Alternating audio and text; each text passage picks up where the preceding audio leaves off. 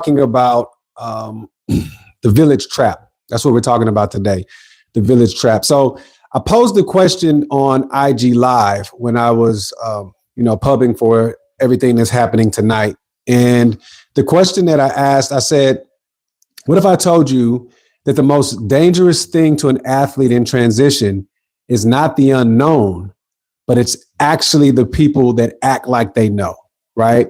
And when I made that statement, there were a couple of individuals that were like, okay, well, hey, I want to dive more into that. What do you mean? Well, first of all, great question.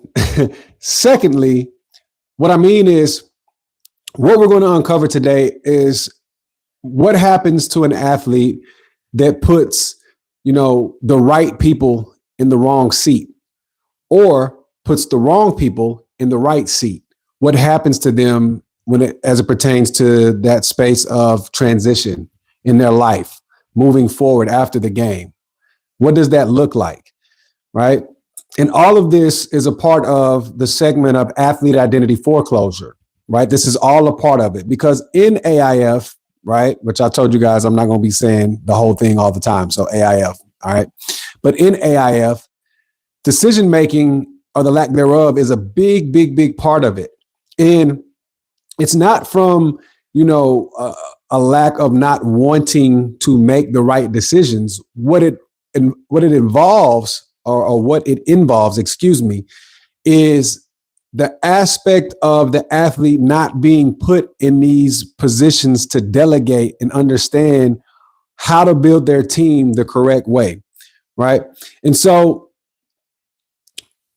when we're talking about the village trap, right, what we have to understand is that somebody in your circle right now fits everything that I'm about to talk about. And as y'all see me looking down, when I do these lives, like I said, I got a teaching background, so I got to jump into my notes. So y'all will see me looking down. You're going to see me jumping on the board tonight. We're going to do a little bit of everything. We're going to get loose tonight. We're going to have some fun with this thing, all right? And so I want to start with Kyle Busch. All right, so I read this Kyle Busch article, and I thought it was so enlightening. And this is the reason why. Is because for those that may or may not know, Kyle Busch is a famous race car driver, right? So we're moving this way from even the sport that I play, right? Professional ball, right? So professional football. So this guy is a famous race car driver. Many people know him. They know his career. This guy has won a lot of different NASCAR championships and trophies and things of that nature. He's probably amassed somewhere close to $80 million when you talk about earnings and winnings. So he's all in all, he's done well for himself. But what people may or may not know is that when he was getting started, one of the things that almost got him is what we're talking about tonight, which is the village trap. And so how the story goes in the article is he had got a call from his financial advisor or his financial team. And they basically said to him, like, hey, man, if you keep moving the way that you're moving, by the end of the year, you're going to be in the whole negative $200,000. So he had a massive spending problem, right? The other part of that is he didn't like the financial team that he had at first. And so he decided that he was going to put his mom in charge of the finances. So as he did that, this was right around the time that he got the call from the other people that are, encompassing in his space as it pertains to his wealth management team. So he had his mom basically running his income, basically running his money. He ended up having to fire her, right? And of course, there was no hard feelings. Of course, mom understood, she just wanted to be able to help her baby the best way that she knew how. Right. And in his mind, it's like, well, I'm not happy with the first team that I have. So I'll just shift. I'll put this in the hands of my mom and she'll handle it. After all, she was a school banker. She understood how to, manage money in these realms. So clearly she would be able to manage money in this space. And that just wasn't the case.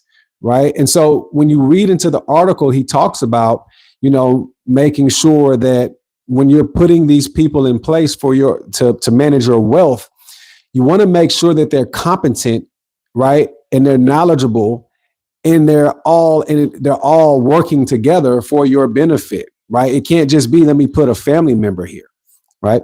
And so because of that, he ended up learning that taught him that he was about 20 years old when that happened, but that taught him about money. So he started to work talking about buckets, how to put money in different buckets. He created a system, a financial system, and it did him really well.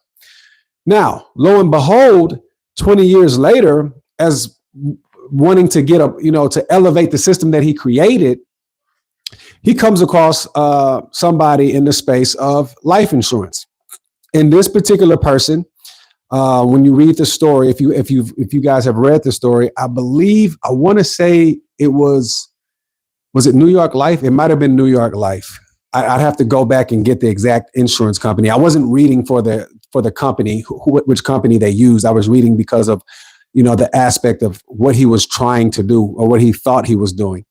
And so he comes across some sort of insurance individual, and they're talking to him about, using this as your own banking system. You guys have heard of the infinite banking concept and how everything goes. And I'll talk a little bit about that, but I won't go too deep into that just because I'm not making this about a financial situation.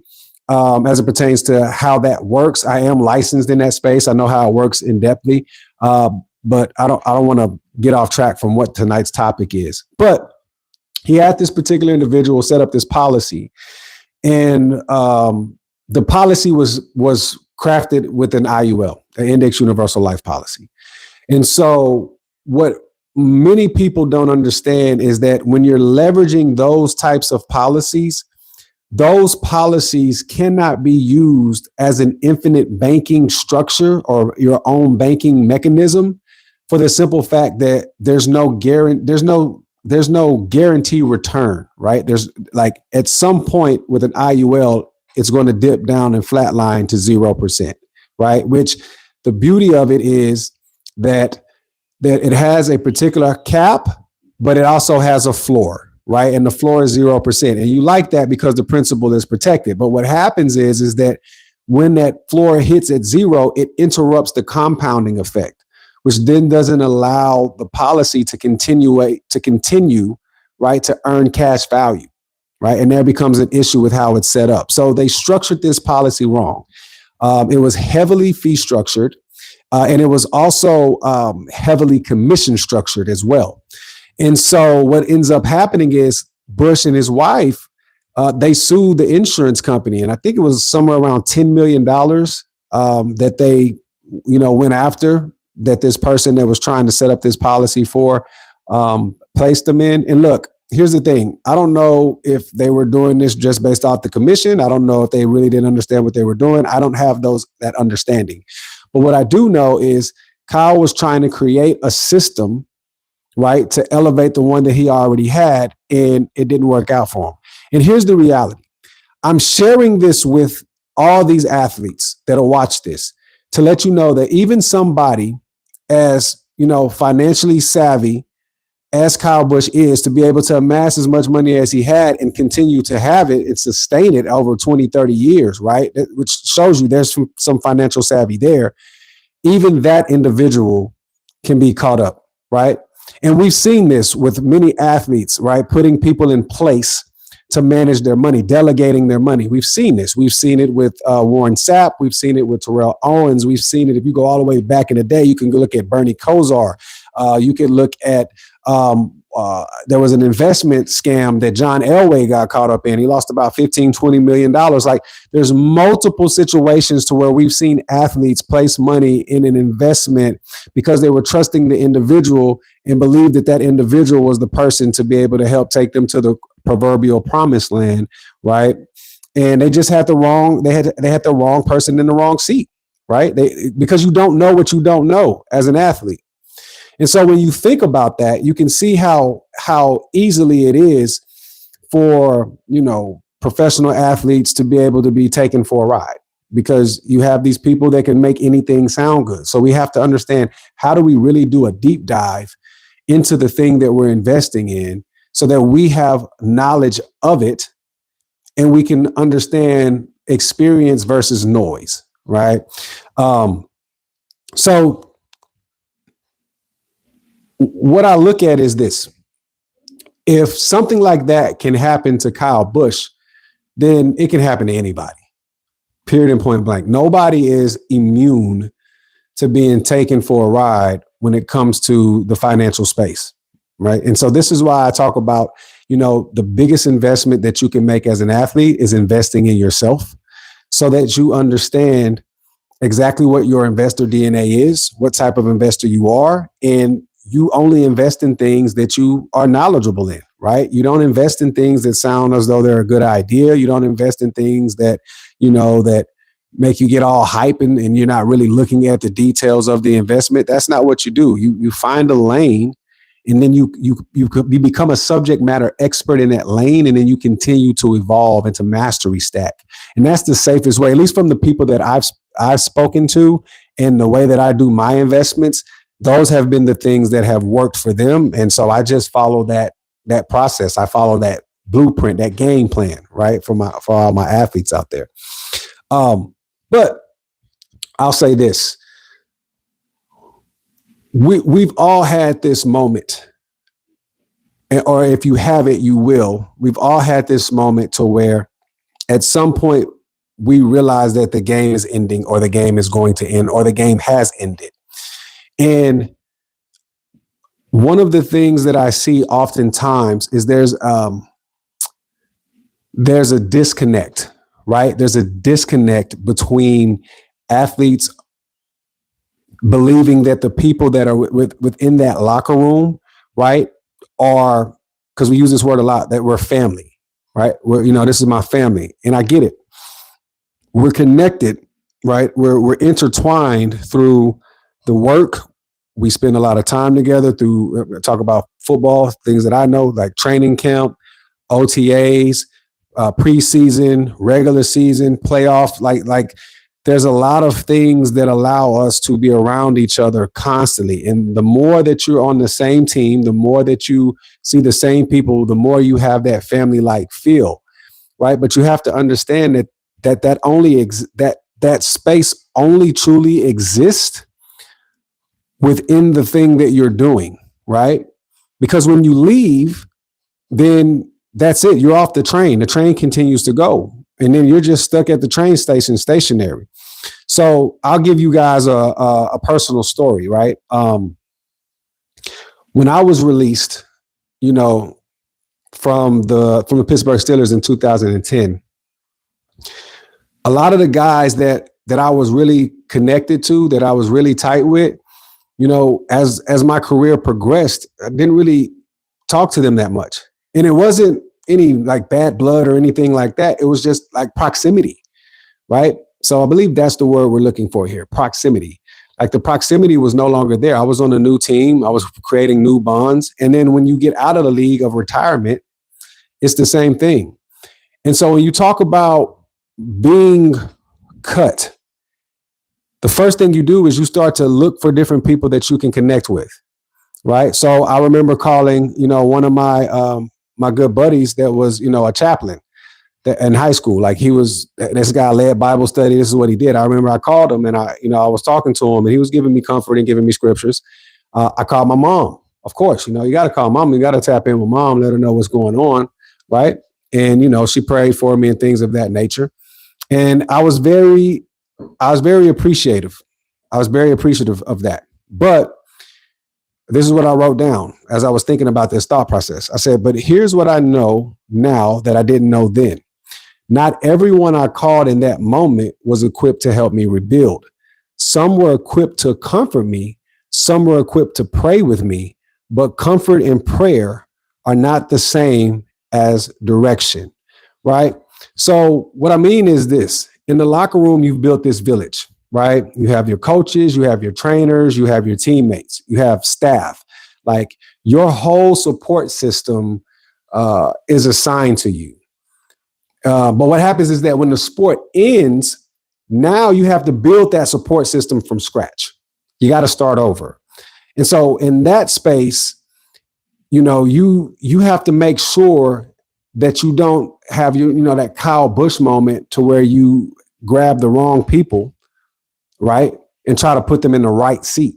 And when I say the right seat, what is the right seat? Well, it depends on the system that you're building, right? For me, like when I'm talking about business, I know that I need my business manager.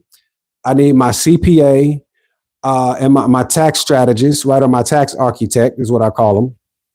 I know that I need my my estate and my trust attorney, right? And I need my business manager. I hope I didn't say that twice. Business manager, trust attorney, business manager. Business manager is late, y'all. Business manager, will and trust attorney, my tax architect, right? And then my financial wealth manager, right? So all of these individuals interact with one another, right? So I know that I need those people. And I place those people in their spaces, but I keep them in their spaces. I don't have the business manager trying to give, me tax advice. I don't need you to do that. I need you to look for me, my alternative investment partners. That's the other one that I was drawing a blank, but those are the other ones. I have alternative investment partners. So I don't need my business manager telling me about the things to do to be able to, operate in a tax space. I have my tax architect and my CPA for that. I don't need my alternative investment people trying to give me, trust advice. I don't need that, right? I need them to operate in the space that they're operating in. And I need all of them to work together so that they have my best interest at heart. So that's like a business situation, right? In my personal, right? I have certain individuals in my group that are licensed professionals when it comes to the mental health space. I have certain individuals in my group that are into spirituality, right? Like one of my good buddies is actually a monk, studied at a monastery and everything. Like I like to talk to him about spiritual stuff, right? So you have these different sectors of individuals that you place in these spaces, and those people operate in that space. So when you need insight in that area, you can go directly to them. But what happens oftentimes, especially with athletes, is that we like to bring in the individuals that we've grown up around and put them in places that they're not proficient in, put them in places that they're not efficient in. And then what happens is that when life starts to move in a way to where you need these individuals to show up, they can't because they just don't have the skill set or the knowledge base to do so. So it's not from a lack of effort or a lack of want to. It's just the simple fact that I'm ignorant and have no knowledge in the thing that you need me to do. And then by the time you figure it out, most of the times it's too late. And the reason why I come to that conclusion is because you look at the numbers, right? You look at 78% of athletes that are financially distressed 2 to 12 years after retirement. You look at the it's anywhere between 60 to 80% of athletes are divorced after retirement. So you look at the way that life was built and then how life starts to crumble, and you understand that they don't have the right people in the right seats, right? So one of the things that I didn't realize I was in the village trap until I was actually in it, right? And so what prompted this book, What to Do When It's Done, was I started looking at all of my experiences and started saying, okay, what are the things that are going right? And what are the things that I need to fix because they're leaning towards the wrong direction? And I just started writing and mapping those things down, right? Which led me to What to Do When It's Done. And the beautiful thing about crafting this book and writing this is it allowed me to see and evaluate my life the same way that I would evaluate game film, right? Like, okay, I'm doing good in this area. I need to come back and tweak this, right? So that I can have this area match the area that I'm doing good in. Oh, hey, I'm way off in this space. So I need to actually get more information and more education and more experience in this so that I can make sure that it's aligned in the value areas of which it is that I'm wanting to obtain. So those were some of the things that prompted that book and allowed me to basically come up with a formula and a format for my life. Like, I don't know if people understand this, but wisdom shows us that we're supposed to live life in a systematic way, right? Like discipline, wisdom, the application of knowledge, right? There's a way that we're supposed, time management.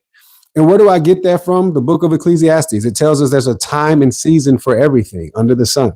right? So if there's a time and season for everything, then what I present to you is maybe the reason that life is not moving in the direction that you would like it to is because you don't know what season you're in. So you're using the wrong tools for the wrong season, right? So you're wanting to be in harvest time, but it's planting time, it's seed sowing time, right? You're wanting to start a new beginning and wanting to sow seeds, but now it's tilling the ground time, right? And it's like we have to understand what seasons our life are in and identify that so that we can have the proper tools in the proper season to reap the proper results, right? Those positive results that we're looking for. So I want to define what I believe or perceive the village trap to be.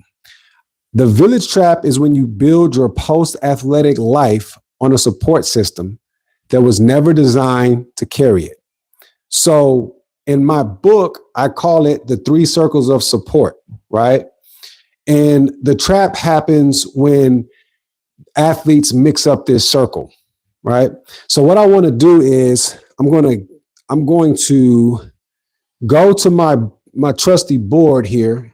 And, last time I did this, I was all excited to get on this board. And I didn't realize that I needed to flip the camera so that you guys could actually see it. So what I'm going to do now is I'm going to raise this up.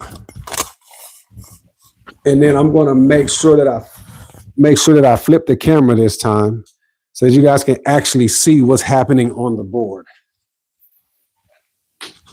All right, so here we go. Okay. Let's get this lighting right. I always got to make sure the lighting's right. I always got to make sure the lighting is right. All right, let me back this up some. All right, so you guys should be able to see that, right? Okay, so there's three rings. There's 3 rings. Let me find my black marker. And look, guys, what you'll see is this live is going to be way different from any other because this is the type of stuff I do, man. I get on the board, I teach it. I'm a visual learner. So I believe that, most people learn better visually. So here's your circle here. Here's your circle here. Here's your circle here. Kind of like the Olympics, right? All right, so look, you have your inner circle. Here's your inner circle. There's your inner circle. You're going to have you're going to have your middle circle. And I'm going to check the camera to make sure that this is, you guys can actually see that. All right, let me zoom in a little bit here. Uh-oh, what'd I do? I'll turn the camera off. Okay, there we go.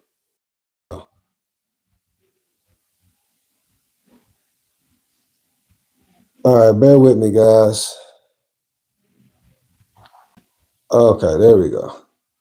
All right, so y'all should be able to see that. So you have your inner circle, your middle circle, and then you're going to have your outer circle, right? Here's your outer circle right here, right? And all of these particular things have layers. So the first layer is you're going to have your collaborators here. These are your collaborators. Rators. All right. And so your collaborators are going to be people like your business partners. You're going to have your business partners there. You're going to have your, financial managers. You'll have your financial managers here. Actually, I messed that up. It's all right. People make mistakes, right? I want to put them in a different spot. Your inner circle is going to be your confidants, right? So let's move this. These are your confidants. Confidants. All right. So who do your confidants look like, right? This could be childhood friends, your real friends, right? Obviously, your family will go here. Within that different family structure, you have like your mom, your dad, your sister, your brother, your significant other.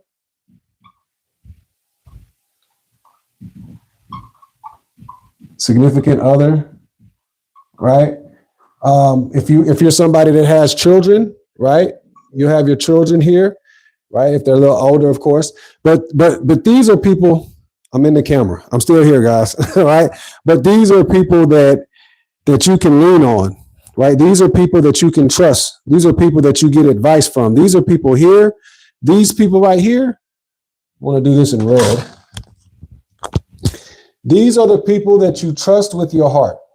All right? You trust them with your heart. You trust them with your soul. Trust them with your heart. You trust them with your soul. That is your inner circle, right? So you have to identify who those individuals are, right? So now, when we talk about the middle circle, this is where I was at earlier. Here are your collaborators. Collaborators, right? Here are your collaborators. Now here, these are going to be people like your business partners, right? Your financial managers,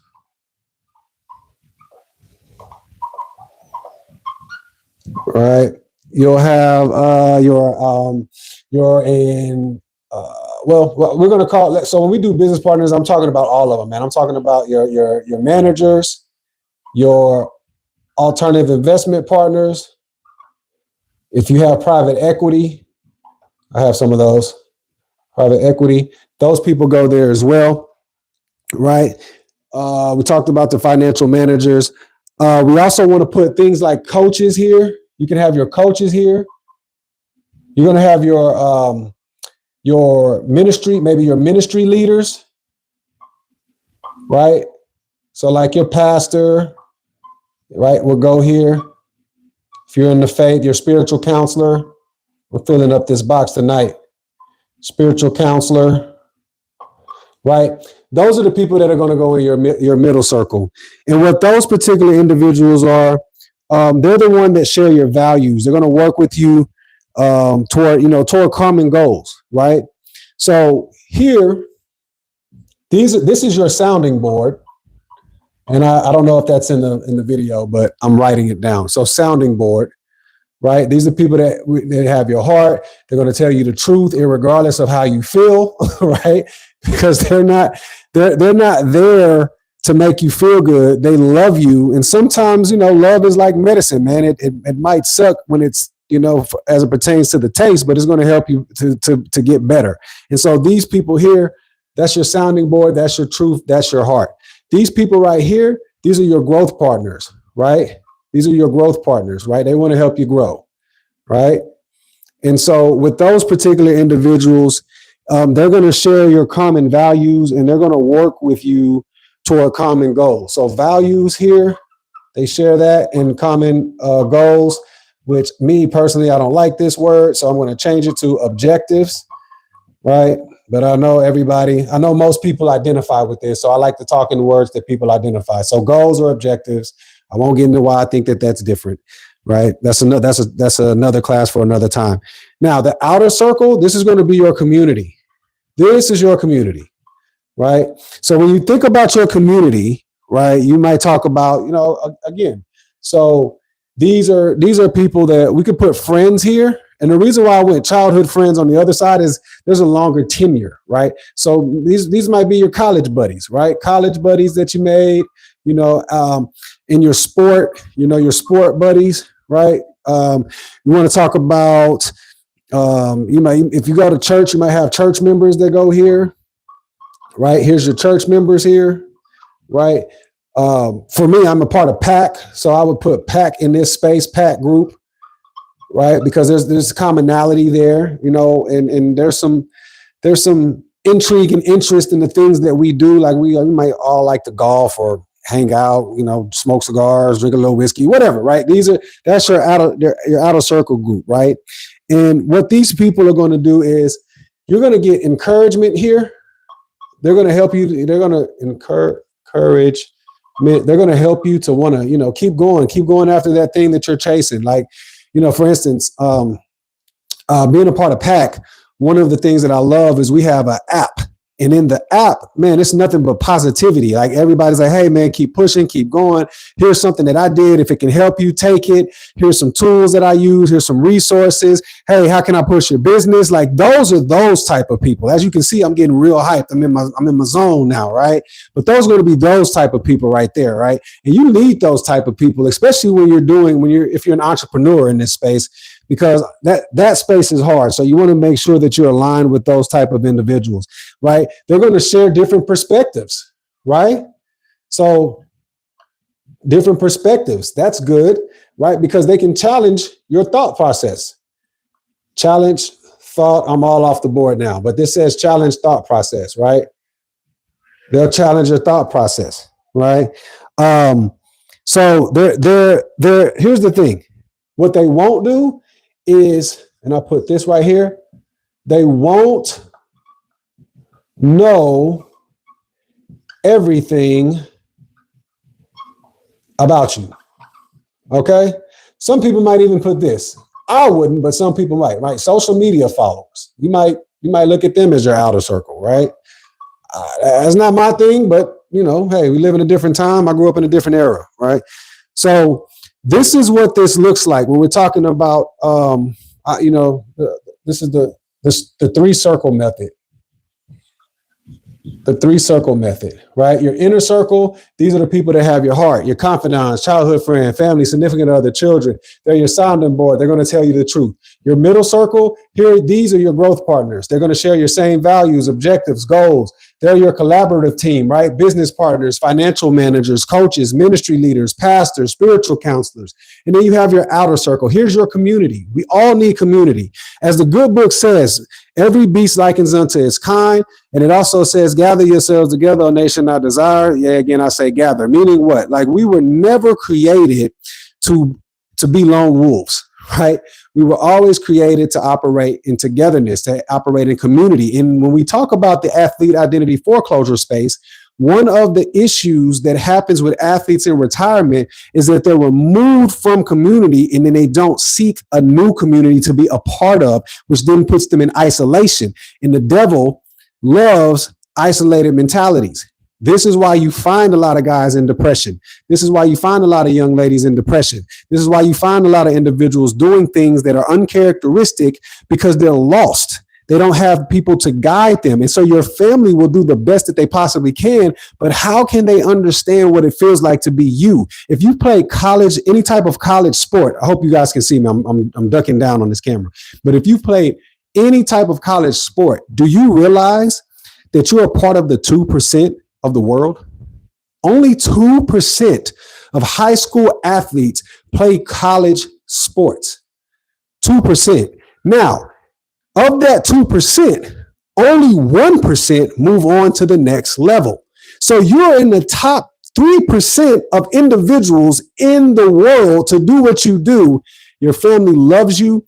They're just not equipped to handle what's going on with you, which is why you need to understand how to create these circles.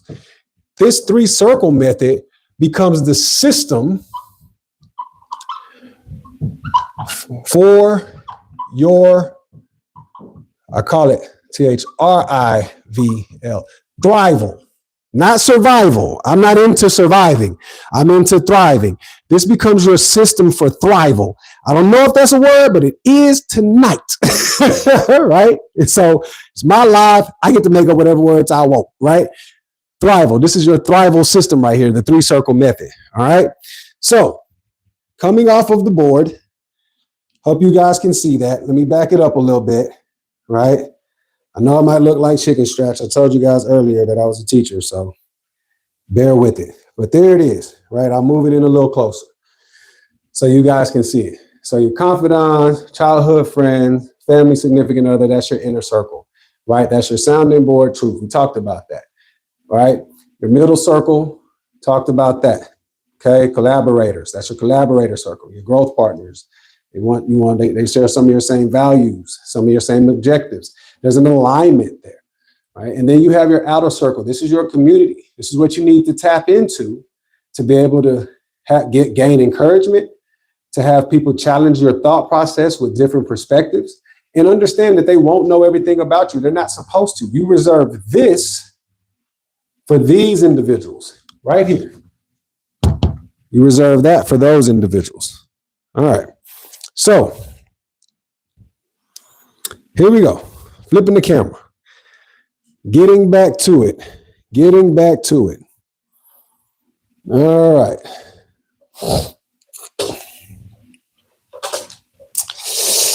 Man. Okay. You know what? I like this angle right here. I might stay with this. Okay. So, with that being said, hope you guys can hear me. Check. Yeah, the mic is good. All right, cool. Mic is good. So with that being said, we just talked about the 3-circle method, right?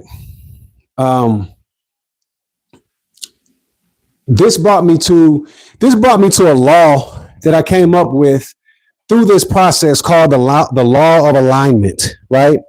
And so the law of alignment basically states that your destiny is tied to the individuals that you align with. Now, there might be people that challenge me on that. And if so, drop it in the comments. We can have a conversation.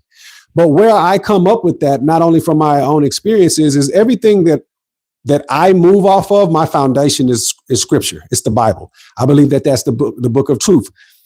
Some people might believe differently. That's perfectly okay. Your belief is your belief, right? My belief is my belief. And so when you look at why I say the law of identity is that your destiny is tied to people that you align with, you can look at King David. King David's destiny, obviously he was anointed by the prophet Samuel, but his destiny was also aligned through Jonathan, who was actually he was actually going to be the rightful person to sit on the throne of Israel, because Saul was the first king of Israel. Jonathan was Saul's son, but because of Saul's disobedience, his whole lineage was removed. Here's the thing. Saul didn't accept that, which is why he was wanting to chase David and get him killed so that he could have the kingdom stay within his confines. Jonathan did accept that, which is why Jonathan did everything that he could to keep Saul away from David, and was accepting of the fact that he was the true king, right? So David might not escape the way that he did had it not been for Jonathan. Their two destinies were intertwined. David needed Jonathan and Jonathan needed David. You look at Elijah and Elisha, right? Again, their destinies were intertwined. There was a mission during that time where, you had Jezebel that was out here killing prophets and all types of stuff, and the mission needed to continue. Elijah needed a successor. The successor needed a mentor. Their destinies were intertwined. They both needed each other in order to keep the mission going and to keep the prophecies of God and the things that God wanted and God's will to continue to move throughout the land, so that Israel could continue to get the understanding of what God wanted from them. Those two individuals. One of my favorite groups of individuals whose destinies were aligned is my sisters. Shout out to the sister Naomi and the sister Ruth. Now, Ruth's situation is so interesting because she came from a different tribe of people. And coming from a different tribe of people, decided to remove herself from her own lineage and interconnect and intertwine with Naomi and say, hey, look, I understand we're going through this rough time. You lost your son. I lost my husband, but I'm not going back to my land. I'm locked in, and I know that my blessing comes through you. So therefore I go where you go. Right. And so because of that, Naomi needed Ruth to be able to have that comfort from all that she had lost. She had lost her husband. She lost both her sons. She had lost her family. And the only family that she had at that time was going to be Ruth. So she needed Ruth. Ruth needed Naomi because of Naomi's womanly wisdom. She gave her the understanding on how to be the type of wife that Boaz would want. And now both of them would come together They would have Obed. Obed would have Jesse. Jesse became the father of King David. So now she's operating in lineage, right? So her destiny was intertwined with the alignment of Naomi, which is where I get the law of alignment, right? That your destiny is tied to the people that you are aligned with. So we have to start to realize who we are aligned with, who is around us. This is the reason why I went to the board and told you about the 3-circle method, right? So when you look in the book of, there's a book called the Sirach or Ecclesiasticus. This is in the Apocrypha. There's a scripture there. It says, but be ye continually with the godly man whom thou knowest to keep the commandments of the Lord. Now, not jumping into the commandments of the Lord, that is important. I definitely agree with that. But what I'm wanting to show you is that even from the holy book, the understanding of alignment is so important. It says be continuously around godly men, and in the space of godly men, godly women too. It just speaks in masculine tone, right? But it says to be continually around godly individuals or individuals that you are aligned with. Every beast likens unto his kind, right? You don't see lions hanging out with zebras. You don't see wildebeest hanging out with hyenas. Every beast likens unto his kind, right? And so that's the same way that we have to think about, right? So when we look at the trap, right, because that's the thing that we're talking about, the village trap, most athletes put outer circle people in inner circle seats. I'm letting that breathe. Most athletes put outer circle people, remember the outer circle, these are the people that don't know you very well. They don't truly understand who you are, right? But they're good people. They encourage you. So what happens is you take that and you place them in the space to where your intimacy circle is. That's a problem. This is how people get taken advantage of, right? And some of these people may mean well, but they don't really know you. They don't know the ins and outs of you. And so they make moves that can be counterproductive or can basically come to your detriment, right? So you give full access to people, or they give full access to people who are only designed for encouragement. They put people in the collaborator seat who have never built anything. That misalignment is where fortunes are lost and identities collapse. So I want to talk about the 3 types of wrong village members. All right. So number 1, the loyal but lost. So they love you deeply, but have never been where you are trying to go. I spoke about that earlier. They give advice from a place of fear, not experience, right? So for an example, Kyle Busch, his mother loves her son, but she was not equipped to be able to manage millions of dollars. I love you, but I'm not equipped. I'm not equipped to manage that. I don't have that financial acumen, right? So you should not have put her there. All right. And so that's what we have to look at as athletes. Who are we putting in places that shouldn't be in those spaces? I did it myself. As a young athlete, I put a family member in a space that they should have never been in. And the person that I should have put in that space was more equipped to handle it. And because of that, I lost big. So again, I'm not only speaking from data and the things that I'm researching and sharing with you guys, I'm speaking from my own personal experiences. I did this and it hurt. But the lesson that I learned is one of the reasons why it gives me access to be able to speak to you guys. And by access, I mean, I'm equipped to speak to this topic because of the experience that I had, right? So we don't want to do that, right?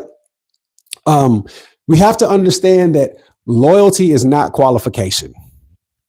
And a lot of times in our community, in the melanated Black community, we are very big on loyalty. And that's good.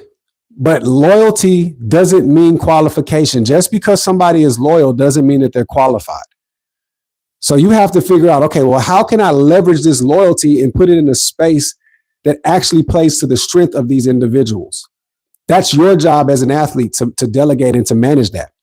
The second part is the celebrators. These are the people that are present when you're winning, gone the moment you enter into what I call the wilderness phase, right?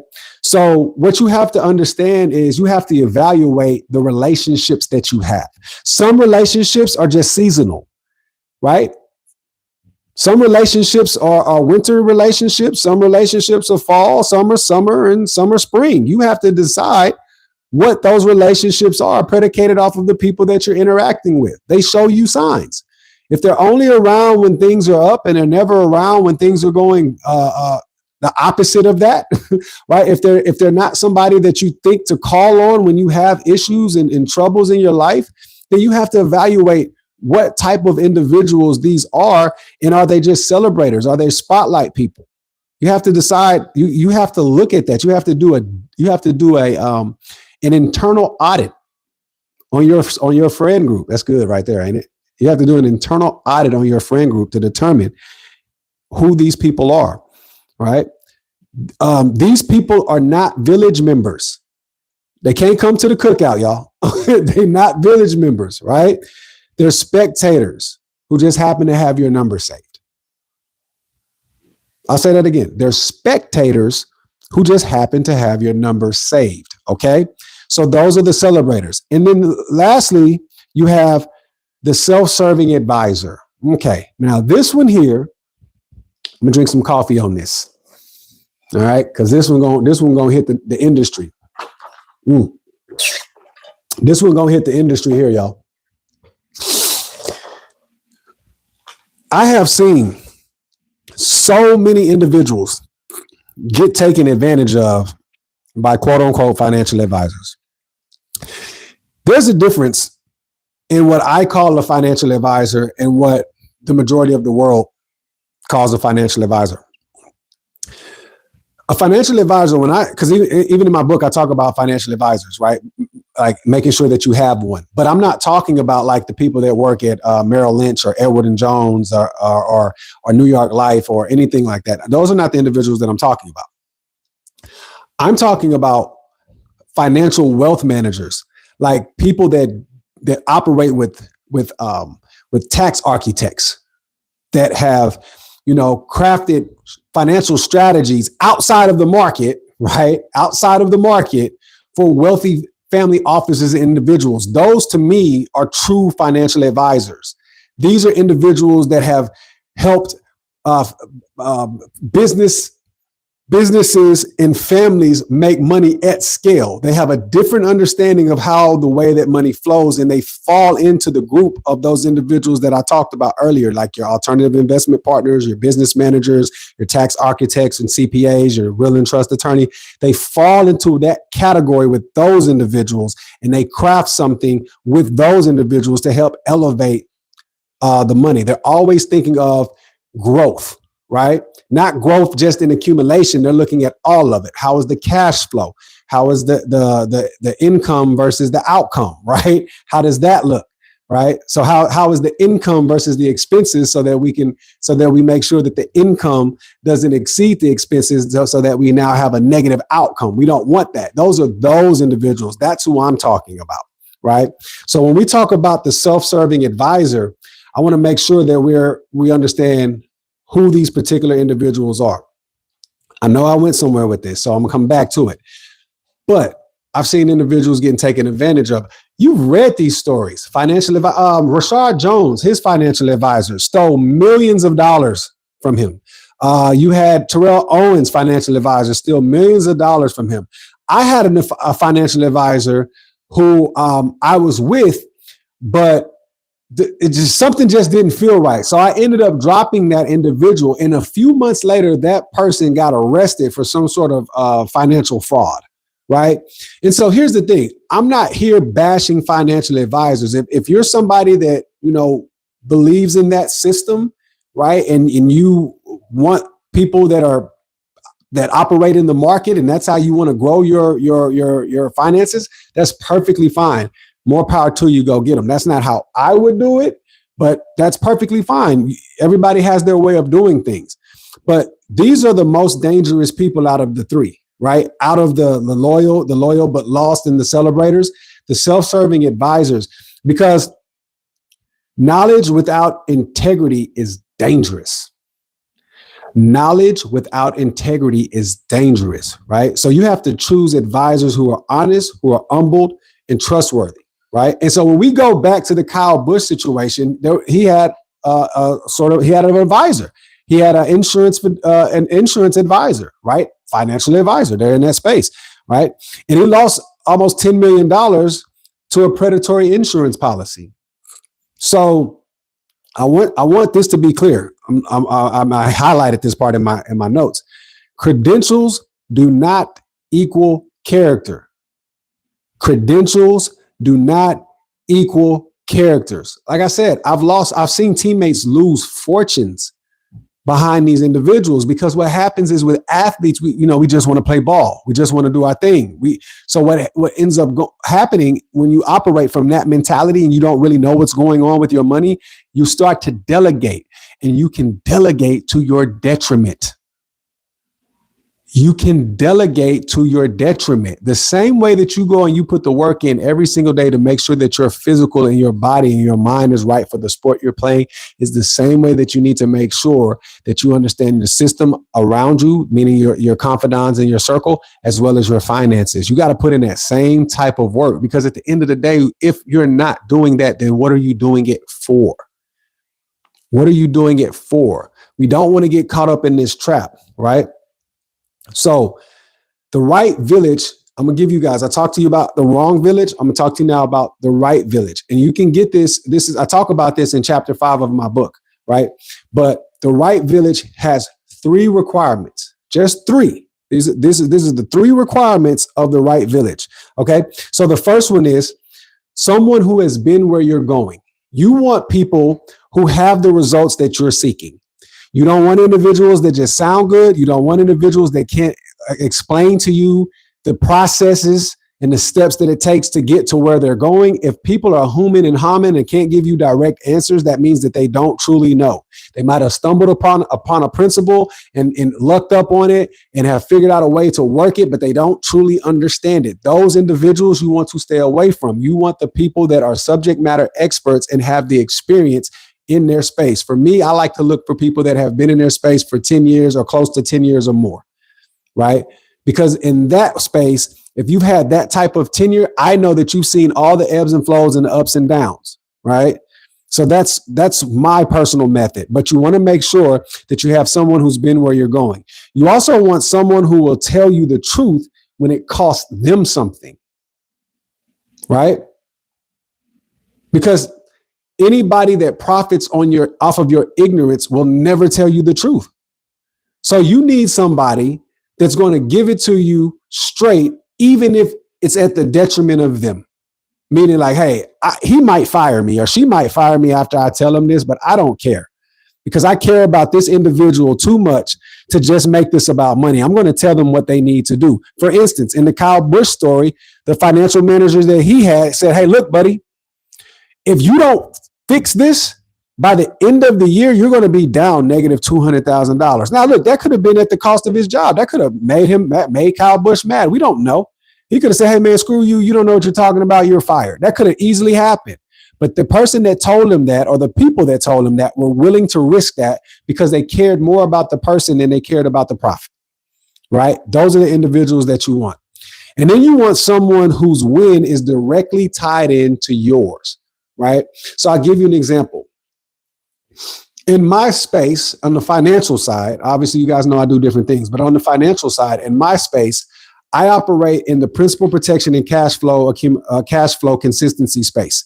That's where I operate in. So for me, when I'm putting together plans for my guys, for my athletes, the number one thing that I'm looking for is to make sure that this plan is in alignment with their overarching goal of what it is that they want, not what I want. I'm not checking for the commission. I'm not trying to figure out how I can get more out of it. I'm not trying to put all their money into my thing.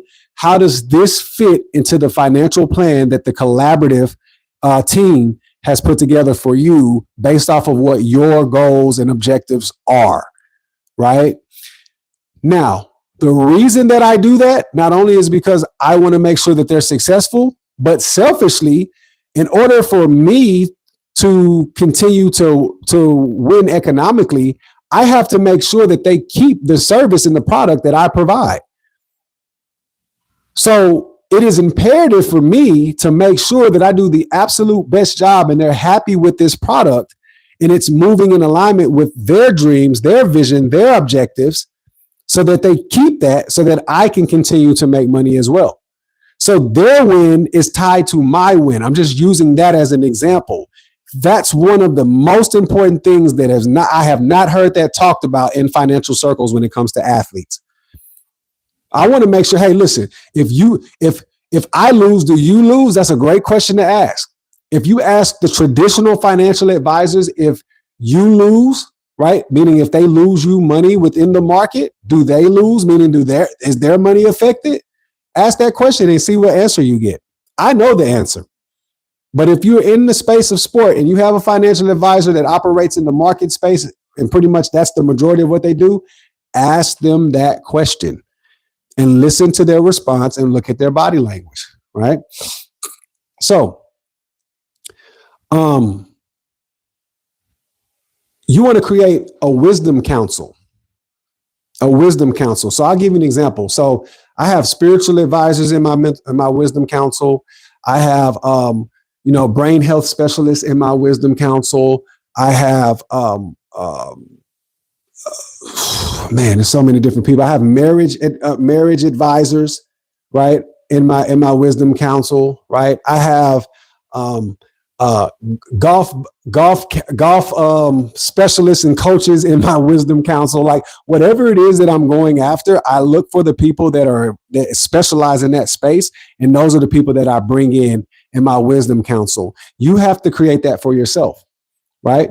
Who's your life coach? Do you have a life coach, right? Do you have a lifestyle continuity strategist, right?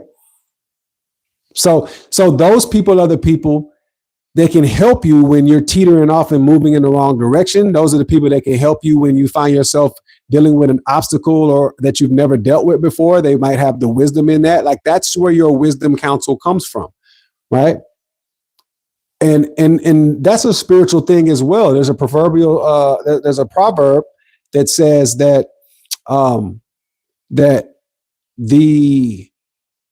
in the wisdom of counsel there is safety. Right? And not to do things without gaining counsel, especially when you're talking about making big moves. You want to make sure that you have some people that you can go to and talk this over with so that you can make sure that you're moving in the right direction, because they can give you a different perspective than the one that you have. Right? And you want to make sure that you have them separated. Like there should never be one that has the authority of everything. There needs to be separation. The only person that has the authority of everything is you. You're the one that has the authority of everything, right? So what I need you to do is I need you to be honest with yourself right now. And I need you to ask yourself a real question, right? Who is in your village and do they actually belong there? Who is in your village and do they actually belong there? And what I want you to do is I want you to drop it in the comments. I want you to drop it in the comments and answer that question. You're going to have to think about it. And that's what this is about. This is driving you to think about the things that are going around you. We have to be thinkers, right? So who is in your village and do they actually belong there, right? So as we wrap up, because we're approaching the top of an hour right now, as we wrap up, before you can build the right village, you have to know where you are in your own transition, right?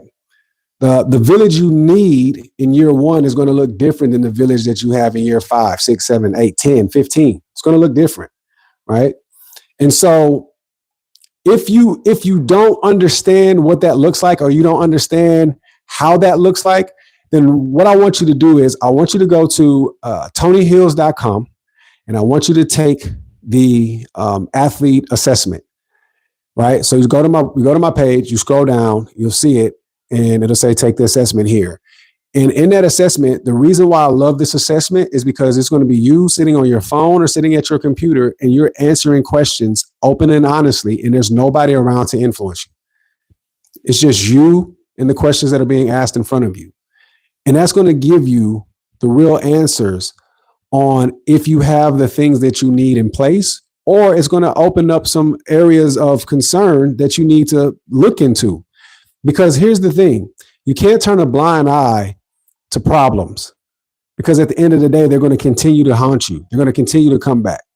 And so what you have to do is the same way as an athlete that you take things on head first when you see, hey, you know what, I'm weak in this area. Let me go strengthen this area up. Or, hey, let me go watch some more film. Or, hey, let me make sure I'm eating the right thing so that I can get to a particular objective. This needs to be the same thing that you do in your life. Because when you look at this situation as it pertains to sport, first and foremost, the sport is your platform and it's not your purpose. And it's going to be a small blimp on the map when it comes to the overarching aspect of life. The average lifespan for people in America these days is somewhere between 80 and 90 years old, right? So irregardless if you played 5 years, 15 years, 20 years, you still have 40, 50 years of life left. The question is, what are you going to do with it? Are you going to run from the problems that you have in your life and not go get the answers? Or are you going to attack it head on? The same way that you attack everything else. So that's the Village Trap. I pray that this gave you some insight and gave you some information that you can use, right? And at the end of the day, as always, the game, it is your platform. It is not your purpose. I hope you guys understand that. Like, share, and subscribe. Share this message. You know, I want to give a shout out to my man Caden. That's my co-host on the shows that we do in the school community. If you guys go to quietarenapodcast.com, you'll be able to join the school community. Want to make sure that you guys are doing that, where we have more in-depth conversations like this with more athletes. We're building this platform out. We're excited about it. We want you there. We want you interactive. We want your ideas. We need you guys there. We want to be able to help and to provide resources for you guys for whatever it is that you need. So as always, I've been your host. It is your man, Tony the Tycoon. I pray that you guys have a wonderful weekend. I'm out.